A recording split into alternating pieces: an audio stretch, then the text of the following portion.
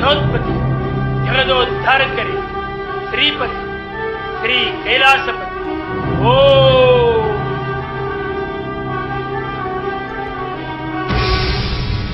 ನೀನು ಈ ನಿನ್ನ ದೇಹವನ್ನು ಶುಚಿಗೊಳಿಸಿಕೊಂಡದ್ದು ಬಕ್ಕಪ್ರಭುವಿನ ಅರ್ಥಾತ್ ಗೊಟ್ಟಂಗೊಟ್ಟಿ ಪುಣ್ಯಕ್ಷೇತ್ರದಲ್ಲಿ. ಬರುವಾಗ ಬೆತ್ತಲೆ, ಹೋಗುವಾಗ ಬೆತ್ತಲೆ, ಮಧ್ಯದಲ್ಲೇಕೆ ಈ ಬಟ್ಟೆಯ ಬದುಕು? ಮೈಮೇಲಿನ ಬಟ್ಟೆ ಹರಿಯುವವರೆಗೂ ಇದನ್ನು ತೆಗೆಯಬೇಡ.